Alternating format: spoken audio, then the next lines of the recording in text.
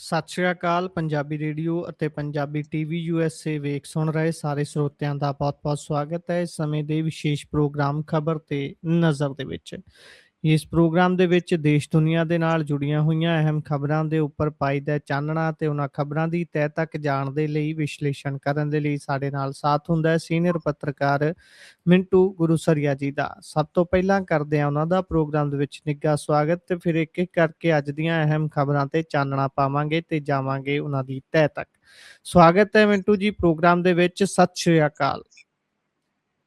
ਸ਼ੁਕਰੀਆ ਜੀ ਸਾਰਿਆਂ ਨੂੰ। ਸਤਿ ਸ੍ਰੀ ਅਕਾਲ ਜੀ।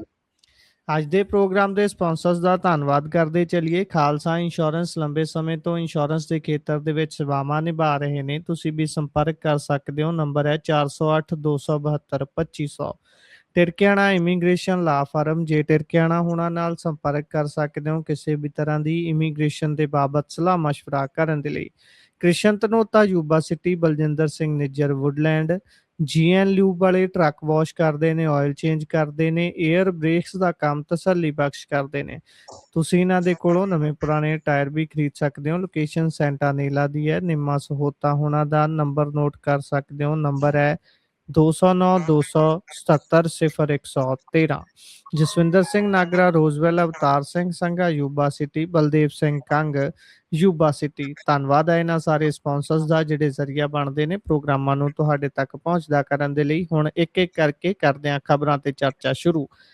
ਮਿੰਟੂ ਜੀ ਸਭ ਤੋਂ ਪਹਿਲੀ ਖਬਰ ਤੇ ਅੱਜ ਦੀ ਅਹਿਮ ਖਬਰ ਤੇ ਆਈਏ ਤਾਂ ਤਕਰੀਬਨ ਟੀਵੀ ਤੇ ਸੋਸ਼ਲ ਮੀਡੀਆ ਤੇ ਹਰ ਜਗ੍ਹਾ ਸਾਡੇ ਜਿਹੜੇ ਦਰਸ਼ਕ ਨੇ, ਸਰੋਤੇ ਨੇ, ਸੁਣਨ ਵਾਲੇ, ਉਹਨਾਂ ਨੇ ਦੇਖ ਲਿਆ ਹੋਊਗਾ ਕਿਸ ਤਰੀਕੇ ਦੇ ਨਾਲ ਅੱਜ ਹੱਲਾ ਰਿਹਾ ਪੂਰੇ ਪੰਜਾਬ ਦੇ ਵਿੱਚ ਮੁਲਾਜ਼ਮਾਂ ਦਾ।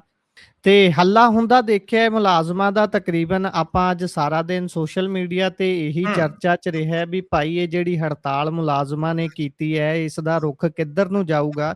ਵੈਸੇ ਚੰਡੀਗੜ੍ਹ ਤੋਂ ਮੀਟਿੰਗ ਦਾ ਰੁਖ ਪੰਜਾਬ ਸਰਕਾਰ ਨੇ ਇੱਥੇ ਜਲੰਧਰ ਲਿਆਂਦਾ ਕਿ ਚਲੋ ਜਲੰਧਰ 'ਚ ਬਹਿ ਕੇ ਮੁਲਾਜ਼ਮਾਂ ਦੀ ਗੱਲ ਸੁਣ ਲੈਂਦੇ ਆ। ਪਰ ਮੁਲਾਜ਼ਮ ਸ਼ਾਮ ਹੁੰਦਿਆਂ ਹੁੰਦਿਆਂ ਕਹਿੰਦੇ ਨੇ ਵੀ ਸਾਨੂੰ ਸੱਦ ਕੇ ਗੇਟ ਤੇ ਖੜਾਈ ਰੱਖਿਆ, ਪਰ ਮੀਟਿੰਗ ਤੋਂ ਪਹਿਲਾਂ ਹੀ ਮੁੱਖ ਮੰਤਰੀ ਸਾਹਿਬ ਬਹਿ ਕੇ ਨਿਕਲ ਗਏ। ਕੀ ਰਿਹਾ ਜੀ ਅੱਜ ਸਾਰੇ ਦਿਨ ਦਾ ਵੇਰਵਾ ਤੇ ਮੁਲਾਜ਼ਮਾਂ ਦੇ ਅੱਜ ਦੇ ਸੰਘਰਸ਼ ਨੂੰ ਕਦੋਂ ਤੱਕ ਬੂਰ ਪੈਣ ਦੀ ਆਸ ਹੈ ਜਾਂ ਫਿਰ ਹਲੇ ਐਂ ਹੀ ਲਟਕਾਈ ਰੱਖੇ ਜਾਣਗੇ? ਕਾਨੂੰ ਗੇਟ ਤੇ ਲਿਖਾਇਆ ਵੈਲਕਮ ਨਹੀਂ, ਜੇ ਸੌਰੀ ਕਹਿ ਕੇ ਖਾਲੀ ਮੋੜਨਾ। ਜੀ ਬਈ ਮੈਂ ਤੁਹਾਨੂੰ ਬਹੁਤ ਪਹਿਲਾਂ ਇੱਕ ਗੱਲ ਕਹੀ ਸੀ ਕਿ ਮੁੱਖ ਮੰਤਰੀ ਹੋ ਸਕਦਾ ਆਪਣੀ ਇੱਕ ਸੇਫ ਸੀਟ ਰੱਖਣ। ਆ ਤੁਸੀਂ ਬਾਰ-ਬਾਰ ਜਲੰਧਰ ਦਾ ਜ਼ਿਕਰ ਕੀਤਾ ਤੇ ਮੈਨੂੰ ਆਪਣੀ ਹੀ ਕਹੀ ਗੱਲ ਜਿਹੜੀ ਆ ਉਹ ਯਾਦ ਆ ਗਈ ਜੀ ਕਿ ਮੈਂ ਉਹ ਦੋ ਸੀਟਾਂ ਦਾ ਜ਼ਿਕਰ ਕੀਤਾ ਕਿ ਧੂਰੀ ਤੋਂ ਇਲਾਵਾ ਇੱਕ ਸੇਫ ਸੀਟ ਹੋ ਸਕਦੀ ਆ, ਤਾਂ ਉਹ ਸੀਟ ਹੋ ਸਕਦੀ ਆ ਜਲੰਧਰ। ਜੀ ਤਾਂ ਤੁਸੀਂ ਆਪ ਹੀ ਜਿਸ ਤਰ੍ਹਾਂ ਕਿਹਾ, ਦੇਖ ਲਓ ਕਿੰਨੀਆਂ ਮੀਟਿੰਗਾਂ, ਘਰ ਲੈਣਾ, ਫਲਾਂ ਟਮਕਾਂ। ਤਾਂ ਗੱਲ ਇਹ ਆ ਕਿ ਗੁਰਪ੍ਰੀਤ, ਜੇ ਆਪਾਂ ਆਈਏ ਆਪਣੇ ਮੌਜੂ ਵੱਲ, ਮਜ਼ਮੂਨ ਵੱਲ, ਮੇਰਾ ਮੰਨਣਾ ਹੈ ਕਿ ਜੋ ਇਹਨਾਂ ਨੇ ਗੇਨ ਕੀਤਾ, ਨੋ ਡਾਊਟ ਜਿਹੜਾ ਡਾਇਰੈਕਟ ਬੈਨੀਫਿਟ ਸੀਗਾ ਔਰਤਾਂ ਦਾ, ਉਸਨੇ ਭਗਵੰਤ ਮਾਨ ਦੀ ਭਲ ਜ਼ਰੂਰ ਬਣਾਈ। ਦੇਖੋ ਹੁਣ ਚਲੋ ਅਸੀਂ ਬੇਸ਼ੱਕ ਲਾਭਪਾਤਰੀ ਨਹੀਂ ਆ, ਪਰ ਮੇਰੀ ਵਾਈਫ ਔਰਤਾਂ 'ਚ ਤੇ ਬਹਿੰਦੀ ਉੱਠਦੀ ਹੈ ਨਾ। ਬੇਸ਼ੱਕ ਮੇਰੀ ਸਿਸਟਰ ਬਈ ਉਹ ਨਹੀਂ ਲਾਭਪਾਤਰੀ, ਉਹ ਇੰਪਲੋਈ ਹੈ। ਹੁਣ ਮੈਂ ਮਹਿਕਮਾ ਨਹੀਂ ਦੱਸੂਗਾ, ਨਹੀਂ ਤਾਂ ਇਹਨਾਂ ਨੇ ਉਹਦੀ ਬਦਲੀ 300 ਕਿਲੋਮੀਟਰ ਤੋਂ ਉਰੇ ਨਹੀਂ ਕਰਨੀ ਜੀ। ਤਾਂ ਉਹ ਇੰਪਲੋਈ ਹੋਏਗੀ, ਤਾਂ ਇਹਦਾ ਮਤਲਬ ਇਹ ਹੈ ਕਿ ਉਹਦੇ ਨਾਲ ਬਹਿੰਦੇ ਉੱਠਦੇ ਲੋਕ ਤਾਂ ਗੱਲਾਂ ਕਰਦੇ ਆ ਜੀ। ਤਾਂ ਕਹਿਣ ਦਾ ਮਤਲਬ ਇਹ ਆ ਜਨਾਬ ਕਿ ਬਈ ਜੋ ਇਹਨਾਂ ਨੇ ਗੇਨ ਕੀਤਾ, ਨੋ ਡਾਊਟ ਗੇਨ ਕੀਤਾ ਹੈ। ਮੇਰਾ ਇਹ ਦੇਖੋ, ਮੈਂ ਇੱਕ ਵਿਸ਼ਲੇਸ਼ਕ ਬਤੌਰ ਵਿਸ਼ਲੇਸ਼ਕ ਆਪਣੀ ਗੱਲ ਡਿਫਰ ਕਰਨ ਦਾ ਜਾਂ ਵੱਖਰੀ ਕਰਨ ਦਾ ਹੱਕ ਵੀ ਰੱਖਦਾ, ਔਰ ਮੈਂ ਕਰਦਾ ਵੀ ਹਾਂ ਕਿ ਮੈਨੂੰ ਲੱਗਦਾ ਹੈ ਕਿ ਆਮ ਆਦਮੀ ਪਾਰਟੀ ਹੈ ਜਿਹੜੀ, ਉਹਨੇ ਬਿਨਾਂ ਸ਼ੱਕ ਇਹਦੇ ਵਿੱਚ ਔਰਤਾਂ 'ਚ ਇੱਕ ਚੰਗੀ ਪਲ ਖੱਟੀ ਆ। ਪਰੰਤੂ ਪਰੰਤੂ ਪਰੰਤੂ ਜੋ ਮੁਲਾਜ਼ਮਾਂ ਦਾ ਚੱਕਰ ਪੈ ਗਿਆ ਨਾ ਗੁਰਪ੍ਰੀਤ, ਇੱਥੇ ਆ ਕੇ ਹਿਸਾਬ ਕਿਤਾਬ ਬਰਾਬਰ ਹੋ ਗਿਆ। ਮਤਲਬ ਕਿ ਜਿਵੇਂ ਤਾਸ਼ ਦੇ ਵਿੱਚ ਇੱਕ ਸਰ ਜੋਟੀ ਕੁੱਟ ਲਵੇ ਤੇ ਦੂਜੀ ਜੋਟੀ ਬਰੋਬਰ ਕੱਟ ਲਵੇ ਤਾਂ ਹਿਸਾਬ ਬਰੋਬਰ। ਤਾਂ ਯਾਨੀ ਇੱਕ ਤੇ ਇਸ ਇੰਪੈਕਟ ਨੂੰ ਮੈਂ ਪੋਲੀਟੀਕਲੀ ਇਸ ਤਰ੍ਹਾਂ ਦੇਖਦਾ ਕਿ ਮੁਲਾਜ਼ਮ ਵਰਗ ਤੇ ਲਗਭਗ ਬਗਾਵਤ ਦੇ ਰੌਂ ਚ ਹੈ ਜੀ। ਮੁਲਾਜ਼ਮਾਂ ਦੇ ਤੇ ਵੱਸ ਨਹੀਂ ਚੱਲਦਾ। ਉਹ ਤਾਂ ਕਹਿਣ ਡਏ ਨੇ ਸਰ, ਉਹ ਕਹਿੰਦੇ ਕਿ ਅਸੀਂ ਪਹਿਲਾਂ ਫੁੱਲ ਬਰਸਾਏ ਸੀ, ਬਹਾਰੋ ਫੂਲ ਬਰਸਾਓ ਮੇਰਾ ਮਹਿਬੂਬ ਆਇਆ ਹੈ। ਮਤਲਬ ਜਿਸ ਵੇਲੇ ਇਹਨਾਂ ਨੇ ਬਤੌਰ ਮੁੱਖ ਮੰਤਰੀ ਆਪਣਾ ਆਸਨ ਗ੍ਰਹਿਣ ਕੀਤਾ ਸੀ, ਉਹ ਕਹਿੰਦੇ ਉਦੋਂ ਫੁੱਲ ਬਰਸਾਏ ਸੀ, ਉਹ ਤਾਂ ਡਲੇ ਮਾਰਾਂਗੇ ਸੀ। ਜੀ ਤੇ ਨਾਰਾ ਤੇ ਇਹਨਾਂ ਦਾ ਹੀ ਸੀ ਨਾ, क्या ਬਿਲਕੁਲ पता कहाँ से चला होता है, डला तो डला होता है। भाई फिर वो भी तो सोच लो ना, बुरा करिए तो बुरा होता, भला करो तो भला होता है। तो खैर कल ये आ कि शाम पैंदिया पैंदिया मीटिंग का इन्होंने टकवंज किया कि आ जाओ जी मीटिंग लैने, मीटिंग लैने। उथों ये निकल गए बह के। शाम आउंदियां आउंदियां इन्हां ने परसोनल डिपार्टमेंट बनियो पत्र जारी करवा दिता। हुण परसोनल डिपार्टमेंट बनियो पत्र जारी होया तो तुसीं साइन देखो किहदे आ, किसी आईएएस जी दे हैगे? जी नहीं नोट करो ना सर, नोटिस करो इस गल नूं। मतलब सुपरिटेंडेंट दे नाम ते दस्तखत कि भाई असी कड़ी कार्रवाई करांगे कि सरकार बिना परमिशन तो ਜਿਹੜੇ ਡਿਊਟੀ ਤੋਂ ਗੈਰ ਹਾਜ਼ਰ ਹੋਏ ਨੇ ਉਹਨਾਂ ਦੀ ਲਿਸਟ ਤਲਬ ਕਰ ਰਹੀ ਹੈ। ਭਾਈ ਕੀ ਕਰੋਗੇ? ਸਸਪੈਂਡ ਕਰ ਦਿਓਗੇ, ਬਦਲੀ ਕਰ ਦਿਓਗੇ, ਸੈਲਰੀ ਕੱਟ ਲੋਗੇ, ਪ੍ਰਮੋਸ਼ਨ 'ਚ ਕੋਈ ਦਿੱਕਤ ਪੈਦਾ ਕਰ ਦਿਓਗੇ। ਪਰ ਜੇ ਤੁਸੀਂ ਰਹੇ ਹੀ ਨਾ ਆਉਣ ਵਾਲੇ ਸਮੇਂ 'ਚ, जी ਇਹ ਮੁਲਾਜ਼ਮ ਤੇ ਇੱਥੇ ਹੋਣਗੇ। ਮੁਲਾਜ਼ਮਾਂ ਦਾ ਵੋਟ ਬੈਂਕ ਕਿਸੇ ਨੇ ਹੋਰ ਆਕਰਸ਼ਿਤ ਕਰਨ ਲਈ ਇਹਨਾਂ ਦੀਆਂ ਜਥੇਬੰਦੀਆਂ ਨੂੰ ਹੱਲਾਸ਼ੇਰੀ ਦੇਤੀ, ਫਿਰ ਕੀ ਕਰੋਗੇ?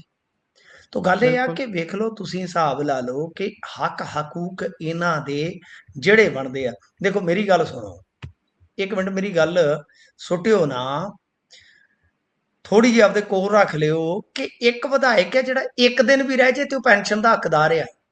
ਇੱਕ जी ਬੰਦਾ ਹੈ ਜਿਹੜਾ 24 ਸਾਲ ਦੀ ਉਮਰ 'ਚ ਭਰਤੀ ਹੁੰਦਾ, 58 ਸਾਲ ਤੱਕ ਸੇਵਾ ਕਰਦਾ, ਉਹ ਪੈਨਸ਼ਨ ਦਾ ਹੱਕਦਾਰ ਕਿਉਂ ਨਹੀਂ ਬਈ?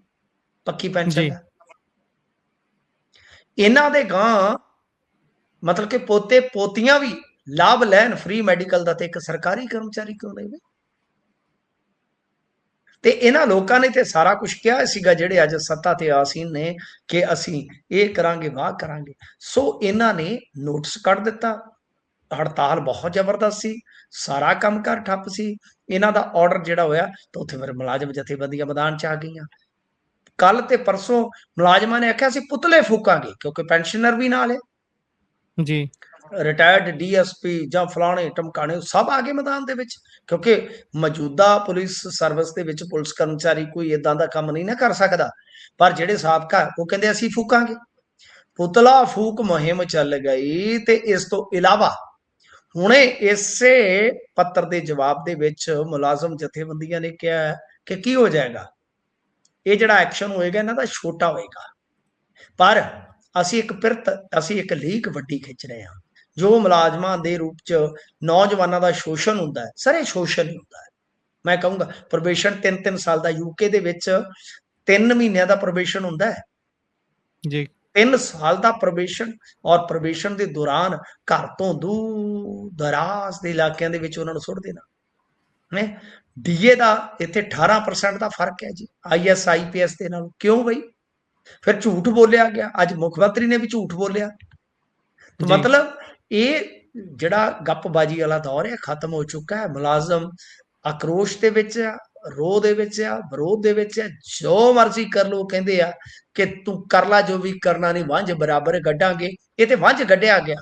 ਇਹ ਤੇ ਇਸ ਸਰਕਾਰ ਨੂੰ ਬਹੁਤ ਭਾਰੀ ਖਮਿਆਜ਼ਾ ਭੁਗਤਣਾ ਪਏਗਾ ਗੁਰਪ੍ਰੀਤ। जी ਦੇਖ ਲਓ ਕਿੰਨਾ ਭਾਰਾ ਪੈਂਦਾ ਹੈ। ਤਾਂ ਆਉਣ ਵਾਲੇ ਦਿਨਾਂ 'ਚ ਛੇਤੀ ਪਤਾ ਲੱਗ ਹੀ ਜਾਣਾ ਹੈ। ਅੱਗੇ ਵਧੀਏ ਤਾਂ ਮੁੱਖ ਮੰਤਰੀ ਦੇ ਦਫ਼ਤਰ ਨਾਲ ਜੁੜਿਆ ਮਾਮਲਾ ਹਾਈ ਕੋਰਟ ਪਹੁੰਚਿਆ।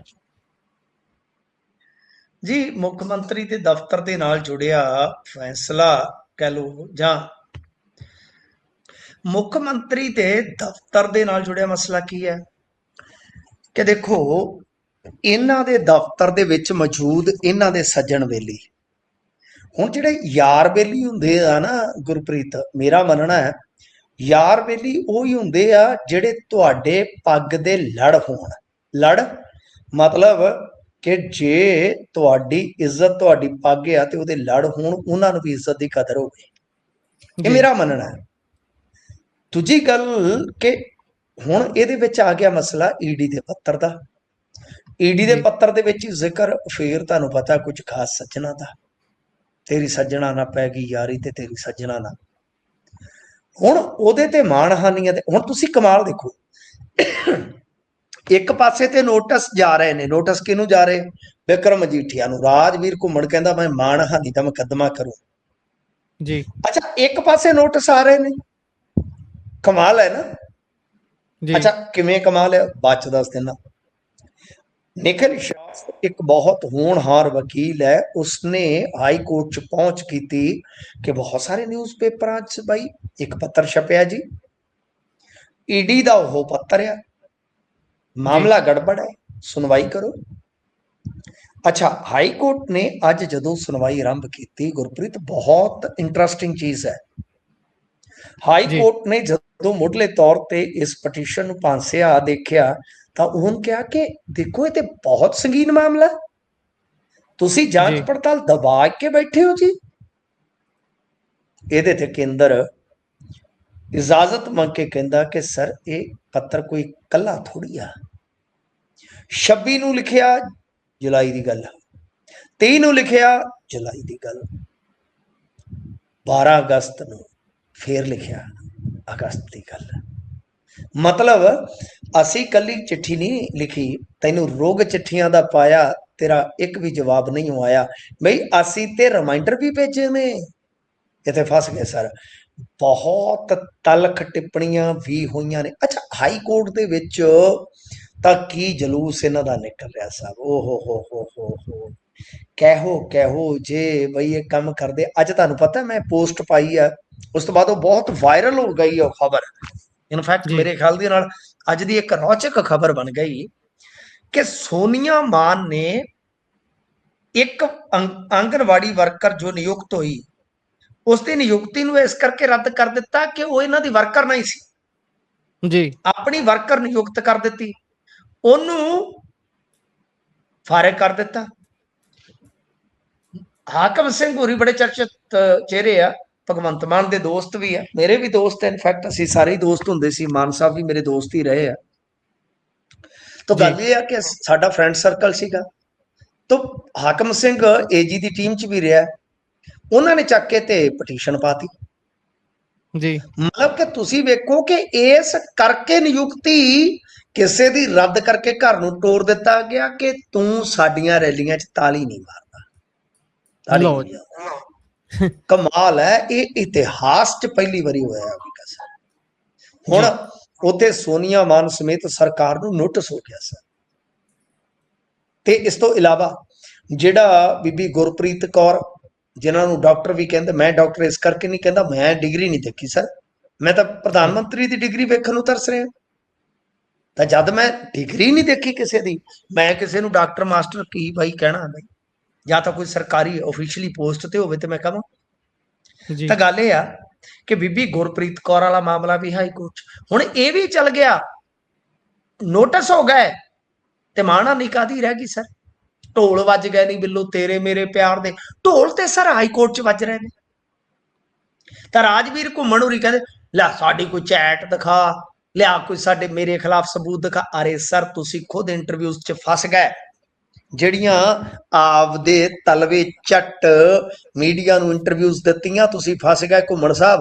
ਤੁਸੀਂ ਉੱਥੇ ਕਿਹਾ ਕਿ ਜਤਿਨ ਤੇ ਨਿਕਲ ਦੇ ਨਾਲ ਮੇਰੀ 20 ਸਾਲ ਕੇ 25 ਸਾਲ ਦੀ ਪੁਰਾਣੀ ਯਾਰੀ ਆ। ਹਾਏ ਵਾ ਮੇਰੇ ਰੱਬਾ, ਯਾਰੀ ਜਾਨ ਉਸੇ ਪਿਆਰੀ, ਤੇ ਯਾਰੀ ਦਾ ਹੀ ਤਾਂ ਰੌਲਾ ਹੈ।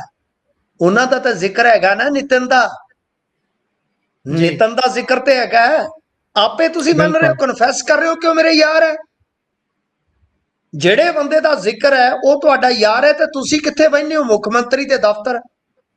ਤੇ ਤੁਹਾਡੀਆਂ ਭੂਮਿਕਾਵਾਂ ਜੇ ਮੈਂ ਲੁਕਵੀਆਂ ਜੋ ਸਾਡੇ ਤੱਕ ਪਹੁੰਚਦੀਆਂ ਉਜਾਗਰ ਕਰਾਂ, ਤੇ ਮੈਨੂੰ ਲੱਗਦਾ ਮਾਣਹਾਨੀ ਦਾ ਨੋਟਿਸ ਤੁਸੀਂ ਮੈਨੂੰ ਵੀ ਭੇਜੋਗੇ, ਕਿਉਂਕਿ ਸਾਡੇ ਕੋਲ ਸਪਸ਼ਟ ਕੋਈ ਸਬੂਤ ਨਹੀਂ ਹੈ, ਚੁੱਪ ਕਰ ਜਾਂਦੇ ਆ ਜੀ। ਬੜੇ ਕਿੱਸੇ ਆਉਂਦੇ ਤੁਹਾਡੇ ਤੋਂ। ਕਹਿਣ ਦਾ ਮਤਲਬ ਇਹ ਆ ਕਿ ਜਦ ਤੁਸੀਂ ਇੱਕ ਪਾਸੇ ਮੰਨਦੇ ਹੋ ਕਿ ਸਾਡੇ ਯਾਰ ਨੇ, ਤੇ ਫਿਰ ਜਦੋਂ ਯਾਰਾਂ ਤੇ ਹੀ ਗੱਲ ਆ ਗਈ ਤੇ ਗੱਲ ਮੁੱਖ ਮੰਤਰੀ ਦੇ ਦਫ਼ਤਰ ਤੱਕ ਤਾਂ ਪਹੁੰਚ ਗਈ। ਤਾਂ ਜਦ ਮੁੱਖ ਮੰਤਰੀ ਦੇ ਦਫ਼ਤਰ ਤੇ ਪਹੁੰਚ ਗਈ ਤਾਂ ਮੁੱਖ ਮੰਤਰੀ ਬੋਲਣਗੇ ਨਹੀਂ, ਤਾਂ ਫਿਰ ਹਾਈ ਕੋਰਟ ਵਾਲੇ ਤੇ ਇਹ ਸਾਰੀ ਕੁੰਡਲੀ ਫੋਲਣਗੇ ਨਾ। ਸੋ ਬਹੁਤ ਕਸੂਤਾ ਫਸ ਰਹੇ ਨੇ, ਇਹ ਨਾ ਮਾੜੇ ਸਮੇਂ ਦੀ ਨਿਸ਼ਾਨੀ ਹੁੰਦੀ ਆ ਕਿ ਦਹੀਂ ਦੇ ਨਾਲ ਵੀ, ਦੁੱਧ ਦੇ ਨਾਲ ਵੀ ਦਾੜਾਂ ਟੁੱਟਣ ਲੱਗ ਜਾਂਦੀਆਂ ਨੇ ਸਾਹਿਬ। ਇਹਨਾਂ ਦਾ ਹੁਣ ਹਾਲ ਇਹ ਆ ਕਿ ਕੱਚੀ ਲੱਸੀ ਦੇ ਨਾਲ ਵੀ ਦਾੜਾਂ ਟੁੱਟਣ ਲੱਗ ਪਈਆਂ। ਇਹ ਬਹੁਤ ਬੁਰੇ ਫਸ ਰਹੇ ਜੀ, ਬਹੁਤ ਬੁਰੇ ਫਸ ਰਹੇ ਆ ਗੁਰਪ੍ਰੀਤ ਜੀ। ਹਾਲੇ ਤੇ ਇਹਨਾਂ ਦੇ ਕੋਲ ਪਾਵਰ ਆ, ਮੀਡੀਆ। ਇਹ ਮੀਡੀਆ ਮੈਂ ਜਾਣਦਾ, ਇਹ ਮਿਸ਼ਰੀ ਖਾਣਾ ਮੀਡੀਆ। ਜਿੱਥੇ ਮੂੰਹ ਨੂੰ ਲੱਗ ਜਾਵੇ ਖੰਡ ਮਿਸ਼ਰੀ, ਉੱਥੇ ਲੂਣ ਦੀਆਂ ਡਲੀਆਂ ਨੂੰ ਕੌਣ ਪੁੱਛਦਾ। ਗੱਲ ਇਹ ਆ ਕਿ ਜਿੱਦਣ ਮਿੱਤਰੋ ਤੁਹਾਡੇ ਗੇਰ ਨਿਕਲ ਕੇ ਨਾ, ਇਹੀ ਬੰਦੇ ਜਿਹੜੇ ਅੱਜ ਸੀਟੀ ਮਾਰ ਕੇ ਬੁਲਾਉਣੋਂ ਹਟ ਜਾ ਬਈ, ਜਿਹੜੇ ਤੁਹਾਡੀ ਸੀਟੀ ਤੇ ਆ ਜਾਂਦੇ ਆ, ਇਹੀ ਬੰਦੇ ਤੁਹਾਨੂੰ ਛਾਤੀ। ਇਹ ਤਾਂ ਵੈਸੇ ਅੱਜ ਕੱਲ ਮੈਂ ਪੱਤਰਕਾਰਤਾ ਦੇਖਦਾ, ਵਾਹ ਬਈ ਵਾਹ, ਵਾਹ ਬਈ ਵਾਹ, ਕਈ ਵਾਰ ਮਜ਼ਾ ਆ ਜਾਂਦਾ ਰੀਲਾਂ 'ਚ। ਪੱਤਰਕਾਰ ਆ ਜਿਹੜੇ ਹੋਛੇ ਰੀਲਬਾਜ਼, ਜਿਨ੍ਹਾਂ ਤੇ ਬਲਾਤਕਾਰ ਦੇ ਕੇਸ ਦਰਜ ਆ, ਉਹਨਾਂ ਦੀਆਂ ਕਾਰਾਂ ਚਲਾ ਚਲਾ ਕੇ ਰੀਲਾਂ ਪਾ ਰਹੇ ਆ। ਹੋ ਤੁਹਾਡਾ ਭਲਾ ਹੋ ਜਾਏ, ਤੁਹਾਡਾ ਕਿਹੜੇ ਇਹੋ ਜਿਹੇ ਦਿਨ ਰੰਗ ਵਿਖਾਉਣੇ ਸੀ ਪੁੱਤਰੋ ਤੁਸੀਂ ਸਾਨੂੰ। ਖੈਰ ਗੱਲ ਇਹ ਆ ਕਿ ਹਾਲੇ ਤੇ ਤਾਕਤ ਹੈਗੀ ਆ, ਆਉਣ ਵਾਲੇ ਸਮੇਂ 'ਚ ਵੇਖਿਓ ਕੀ ਕੁਛ ਹੁੰਦਾ। ਸੋ ਇਹੀ ਆ ਕਿ ਹਾਈ ਕੋਰਟ ਨੇ ਈਡੀ, ਸੀਬੀਆਈ ਤੇ ਸਟੇਟ ਨੂੰ ਨੋਟਿਸ ਕੱਢ ਦਿੱਤਾ ਇਸ ਮਾਮਲੇ 'ਚ ਜੀ। ਇਸ ਤੋਂ ਅੱਗੇ ਵਧੀਏ ਤਾਂ ਉਧਰ ਬਿਜਲੀ ਬਿੱਲਾਂ ਦੀ ਗੜਬੜ ਜਿਹੜੀ ਹੋਈ ਹੈ, ਉਸ ਤੋਂ ਪੰਜਾਬ ਸਰਕਾਰ ਖਾਸੀ ਘਬਰਾਈ ਹੋਈ ਹੈ ਵੀ ਇਹ ਵੀ ਤਾਂ ਕਿਤੇ ਕਫਨ ਚ ਕਿੱਲ ਵਾਲਾ ਕੰਮ ਨਾ ਹੋ ਜੇ ਇਹਦੇ ਨਾਲ। ਸਾਰੇ ਤੈਨੂੰ ਬਿਜਲੀ ਬਿਜਲੀ ਕਹਿਣ ਨਹੀਂ, ਸਾਰੇ ਤੈਨੂੰ ਬਿਜਲੀ ਬਿਜਲੀ, ਤੇ ਬਿਜਲੀ ਆਉਂਦੀ ਕਿੱਥੇ ਸਰ? ਮੈਂ ਜਿੱਥੇ ਬੈਠਾ ਇਸ ਘਰ 'ਚ ਜਨਰੇਟਰ ਮੇਰੇ ਖਿਆਲ ਦੇ ਨਾਲ ਬਈ ਇੰਨਾ ਸ਼ਾਇਦ 10 ਸਾਲਾਂ 'ਚ 15 ਸਾਲਾਂ 'ਚ ਨਹੀਂ ਚੱਲਿਆ ਹੋਣਾ ਜਿਹੜਾ ਪਿਛਲੇ 3-4 ਸਾਲਾਂ 'ਚ ਚੱਲਿਆ। ਇਹਨਾਂ ਦਿਨਾਂ 'ਚ ਕਦੇ ਕੱਟ ਨਹੀਂ ਸੀ ਲੱਗੇ। ਤੇ ਗੁਰਪ੍ਰੀਤ ਜੀ, ਐਵਰੇਜ ਸਾਡੇ ਇਲਾਕੇ 'ਚ 4 ਤੋਂ 6 ਘੰਟੇ ਕੱਟ ਲੱਗ ਰਿਹਾ ਇਹਨਾਂ ਦਿਨਾਂ 'ਚ, ਐਵਰੇਜ। ਜਦੋਂ ਹੁਣ ਵੀ ਮੈਂ ਗੱਲ ਕਰ ਰਿਹਾ ਤਾਂ ਸਾਡੇ ਇੱਥੇ ਤਕਰੀਬਨ 1.5 ਘੰਟੇ ਤੋਂ ਲਾਈਟ ਗਈ ਹੋਈ ਹੈ। ओहो दुनिया का गम देखा तो अपना गम भूल गया। दुनिया में कितना गम है, मेरा गम कितना कम है। तो खैर गल ये आ कि गुरप्रीत ये ते बहुत ही इन्हां दा काम ते खराब है सर, खराब है, जो मर्जी कही जाना। अच्छा तुसी वेखो मुख्यमंत्री दे कैंपेन च कुछ नवा है नजर आया तुहानू? ओही ये तकड़ी तिप्पो बाबे नानक दी 13-13 तोलती सी, तकड़ी ये जीजा साला मजीठिया दाद च आया, सुखबीर बादल ऐदा कुछ है नवा सर? जी नहीं, राज करके भी ओहो तरस आउंदा मैनू तो सच्ची इस बंदे दे हालात वेख के ना सच्चियों तरस आउंदा है यार। सी कई बार ना मतलब कि आउंदा है, हालांकि यारी यूरी घट ही समझते हैं किसी नाल। करमजीत अनमोल वर्गियां नाल यारियां निभाईयां इन्हां ने जी, दूजियां नूं तां तोहफे च कुछ दिता है जिहड़ा सारी उम्र भुलाया नहीं जा सकता। तैनूं तोहफा मेरे वल्लों सज्जणा तेरे विआह ते इक गीत। खैर गल ये आ कि गलत जां वध जेनूं हुण बिजली दा बिल आया, बिजली दा बिल किवें आया कि इन्हां ने एक सॉफ्टवेयर जिहड़ा सीगा ओहदे चों चक के डाटा दूजे च ट्रांसफर करना सीगा, तो ओहदे करके बिल गलत होए। गुरप्रीत जी जे तुसी वेखोगे तां 2,20,000 दे करीब वो बिल्लां दा रेड़का पिया, जिहदे चों 63,000 बिल जमा ही बिल्कुल ही कह लो कि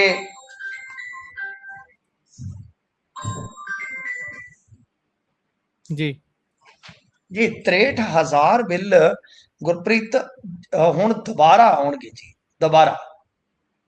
ये बड़ी इंटरस्टिंग गल है कि तुसीं वेखो कि जदों असीं इदां दा कोई कारज करदे हां, तुहानूं अपने सॉफ्टवेयर दे विच जो भी अपडेशन करनी है तां ख्याल रखो कि भाई कोई दिक्कत ना आवे, कोई परेशानी ना होवे।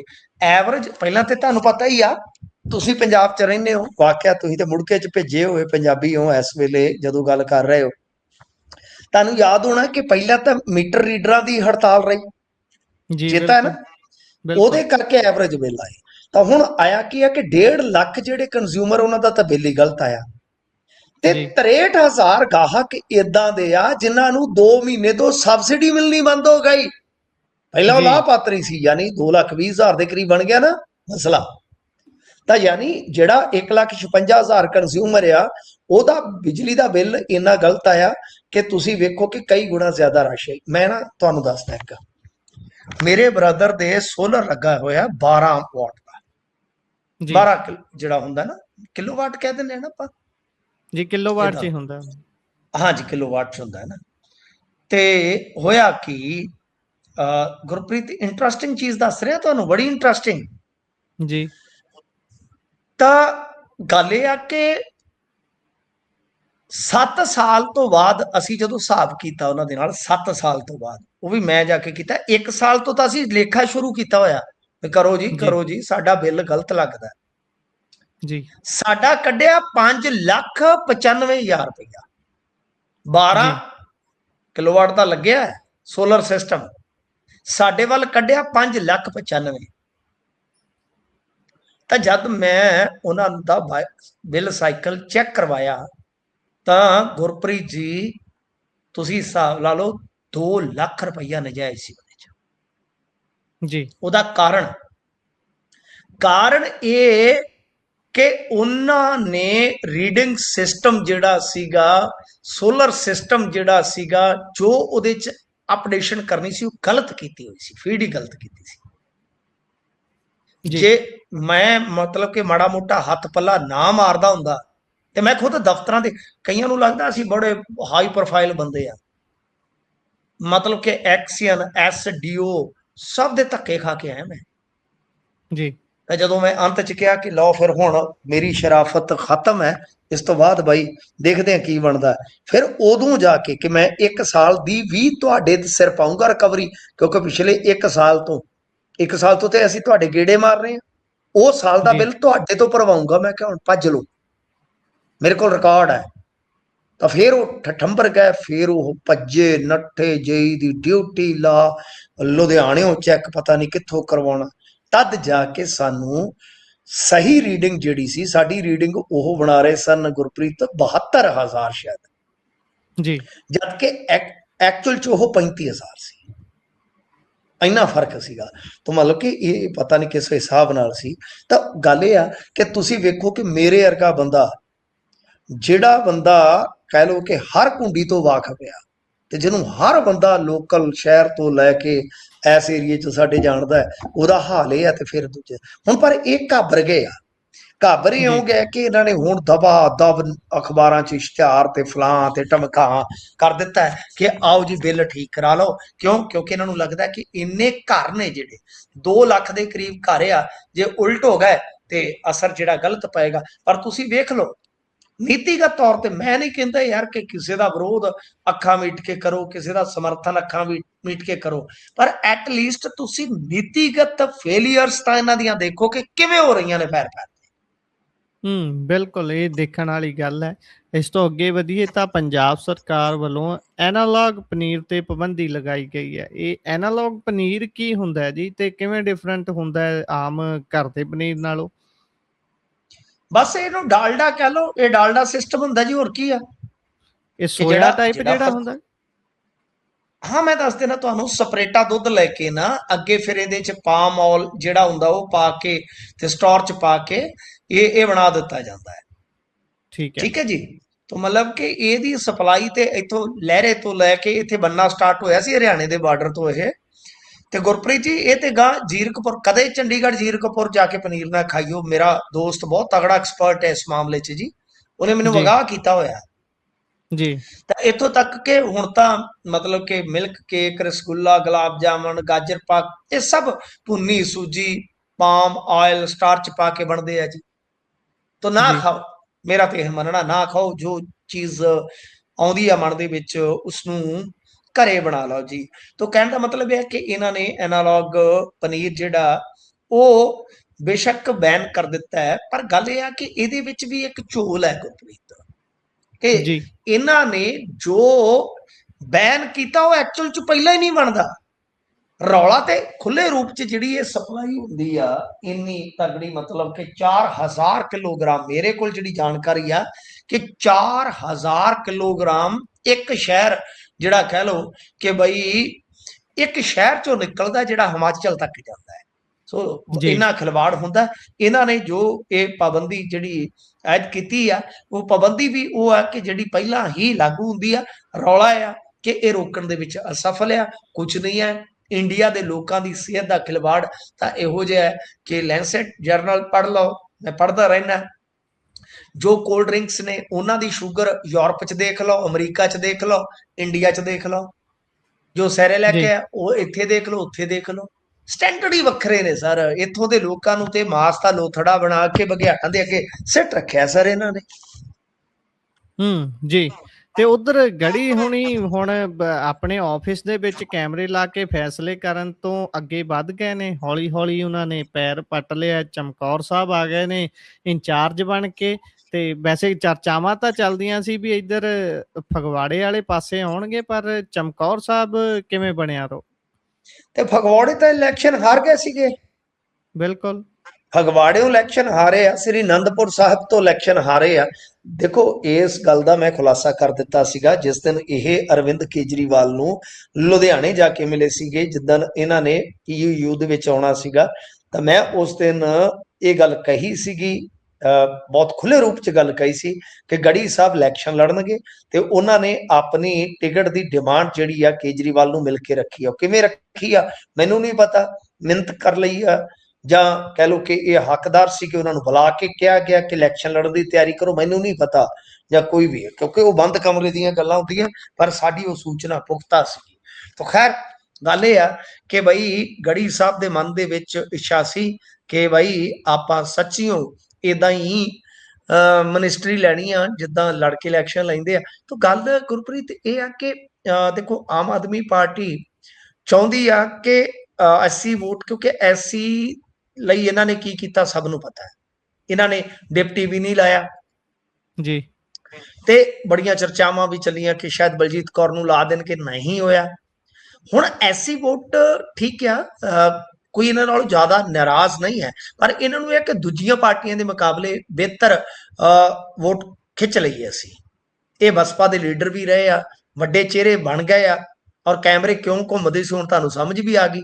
ਸਿਰਫ ਇੱਕ ਫੇਸ ਵੈਲਿਊ ਕ੍ਰੀਏਟ ਕਰਨ ਲਈ। ਤੋਂ ਬਾਕੀ ਉੱਥੇ ਟੱਕਰ ਹੋਏਗੀ ਚੰਨੀ ਨਾਲ। ਚੰਨੀ ਨਾਲ ਜਦੋਂ ਟੱਕਰ ਹੋਏਗੀ ਅੱਜ ਦੀ ਤਾਰੀਖ ਦੇ ਵਿੱਚ ਮੈਨੂੰ ਲੱਗਦਾ ਕਿ ਦਿਲਚਸਪ ਹੋਏਗਾ, ਪਰ ਚੰਨੀ ਸਾਹਿਬ ਦਾ ਅਪਰ ਹੈਂਡ ਤੇ ਰਹੇਗਾ। ਹੁਣ ਰਹੀ ਗੱਲ ਦੂਜੀ ਜਿਹੜੀ ਇੰਟਰਸਟਿੰਗ ਹੈ ਕਿ ਉੱਥੋਂ ਇੱਕ ਹੋਰ ਚੰਨੀ ਵੀ ਹੈਗੇ ਆ ਨਾ, ਡਾਕਟਰ ਚੰਨੀ, ਜਿਹੜੇ ਕਹਿੰਦੇ ਕਿ ਬਈ ਮੇਰੇ ਨਾਲ ਗੱਲ ਕੋਈ 10ਵੀਂ ਵਾਲਾ ਮੈਨੂੰ ਸਵਾਲ ਕਰੇ ਤੇ ਇਹ ਕੋਈ ਚੱਜ ਦੀ ਗੱਲ ਤੇ ਨਹੀਂ ਹੈ। ਯਾਦ ਹੈ ਉਹ ਕਿੱਧਰ ਜਾਣਗੇ? ਉਹ ਕਿੱਧਰ ਜਾਣਗੇ? ਡਾਕਟਰ ਸਾਹਿਬ ਦਾ ਮੈਨੂੰ ਲੱਗਦਾ ਕਿ ਇਹ ਝੋਲਾ ਚੁਕਾਉਣਗੇ ਤਾਂ ਗੜੀ ਸਾਹਿਬ ਹੀ ਚਮਕੌਰ ਸਾਹਿਬ ਤੋਂ ਉਮੀਦਵਾਰ ਹੋਣਗੇ। ਤੇ ਕੋਸ਼ਿਸ਼ ਇਹੋ ਆ ਕਿ ਇਹਨਾਂ ਨੂੰ ਇਲੈਕਸ਼ਨ ਲੜਾ ਕੇ ਐਸੀ ਵੋਟ ਨੂੰ ਆਪਦੇ ਬੰਨੀ ਖਿੱਚਿਆ ਜਾਵੇ। ਜੀ ਜੀ। ਤੇ ਉਧਰ ਆਮ ਆਦਮੀ ਪਾਰਟੀ ਦੇ ਆਗੂ ਦੀ ਚੈਟ ਵਾਇਰਲ ਹੋ ਰਹੀ ਹੈ, ਕੀ ਮਾਮਲਾ ਹੈ ਜੀ? ਇਹ ਤੁਹਾਡੇ ਜਲੰਧਰ ਦੇ ਵਿੱਚ ਇੱਕ ਹਾਰਪਿਕ ਕਾਂਡ ਹੋਇਆ ਜੀ।